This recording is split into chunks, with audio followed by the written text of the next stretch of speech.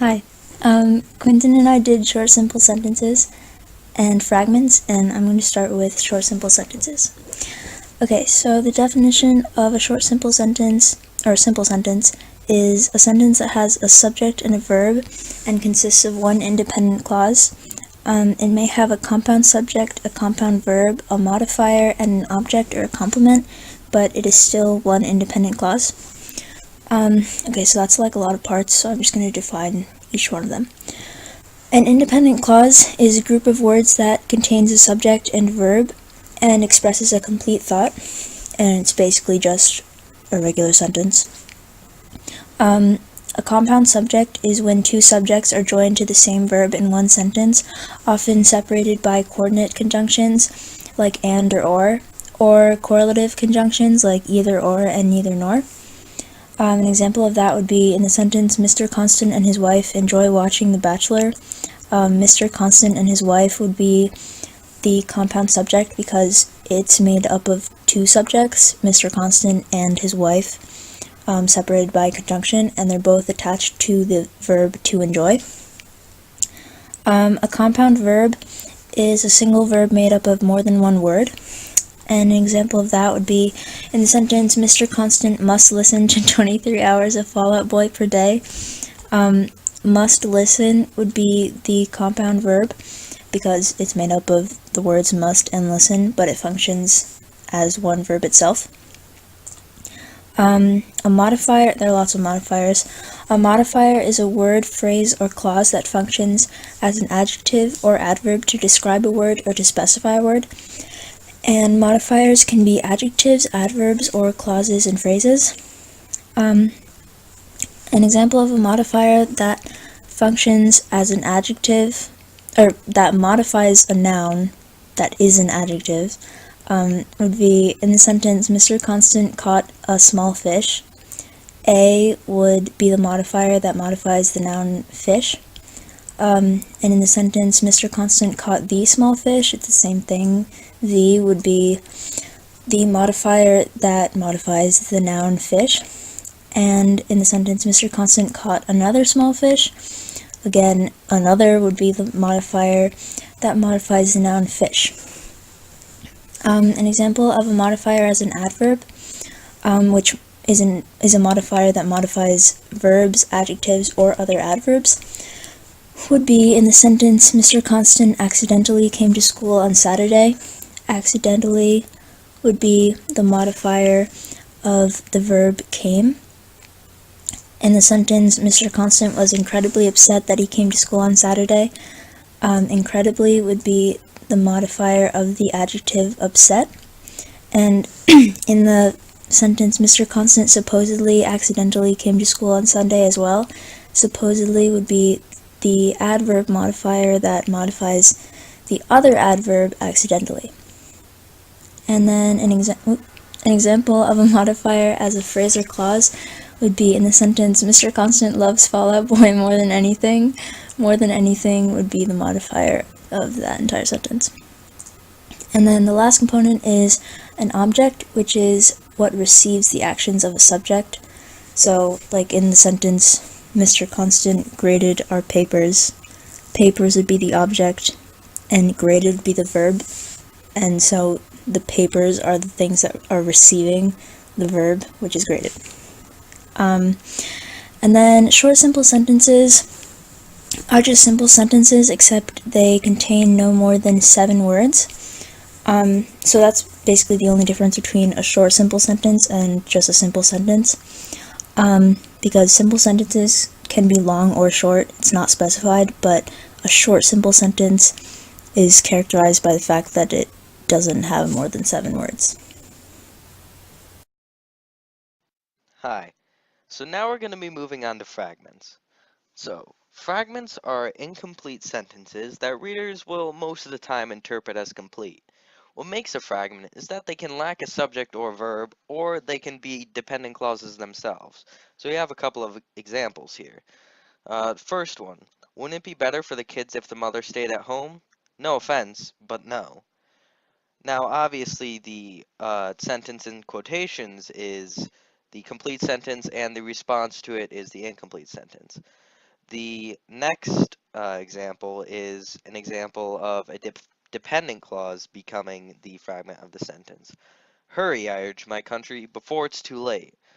As you can see, although the second sentence does have both a subject and a verb, it is not an independent clause itself. So, you may be asking what the function of all these simple sentences and fragments are, and really what their main purpose is to be used as a sort of a break in an essay. Usually, when you write an essay, you're going to be writing a lot of long sentences, flowing ideas in together. But these simple sentences and fragments can be a nice break. They provide a variety of syntax that can sometimes seem pleasing to the reader. They can also summarize what a writer or speaker has just said, or they can even act as a transition between sentences or paragraphs. They provide this juxtaposition to the long sentences, which creates an emphasis on the short sentences. So usually, if you're going to be writing a short sentence, then it's gonna, despite the fact that it's short, it's gonna have very important details in it. But you want to be careful not to overuse simple sentences and or fragments. And you also want to make sure that you only use a fragment if you are sure your audience will know that it is intentionally used and not just a grammatical error, because many times the audience just may not see it as a intentional use. I mean, they might not know what you're thinking about. Who knows? So now we are going to move on to the guided practice. So in this first example, which of the following sentences is a short, simple sentence? So the first sentence, Mr. Constant taught the class while the heavy thunderstorms outside continued to interrupt the class. The second sentence, the storm did not stop sounding off its deafening claps of thunder. And the third sentence, Mr. Constant gave up teaching the class. So, as you can see, the third sentence is obviously the one that is the short, simple sentence. First off, it only has one subject, Mr. Constant, one verb, or in this case it's a compound verb, gave up, and then teaching the class is the rest of the sentence. The first sentence has two different clauses with two different sets of subjects and verbs, and although the second sentence only has one subject and verb, it is longer than the recommended 7 words for a short, simple sentence. So that is why it is not considered a short, simple sentence. Emphasis on the short part of it. So the next example, um, asked to identify the short, simple sentences used in the following paragraph. The question is not whether it is good or bad to import workers or export jobs. The problem is that society has an emotional roadblock. My country is one tremendously divided, with pro-business and pro-workers stubbornly pitted against each other. We're anxious, we're angry. Neither side wants to give, and nothing can be solved until we acknowledge one crucial fact. So, uh, if you were well, if it should be easy to identify the simple sentences in this paragraph. We're anxious, we're angry. They both are very short. They only, even if you take out the contraction, it's still only 3 words in each sentence, and they just have one subject and one verb. And as you see, they do add a nice emphasis. They emphasize the fact that the people are anxious about what's going on and they're angry about all the problems. Compared to the other sentences that are quite long, they actually do as they're supposed to and provide a nice contrast. Now, for the last part of the guided practice, before you go on to the independent practice, um, I asked to fix the following sentences. So we look at the examples of the fragments that I showed earlier. Wouldn't it be better for the kids if the mother stayed at home? No offense, but no. And hurry, I urge my country, before it's too late. So for the first example, you need to you need to identify the fact that this example of a fragment does not have a subject or a verb. So essentially what you need to do is you need to put the subject and verb into the fragment.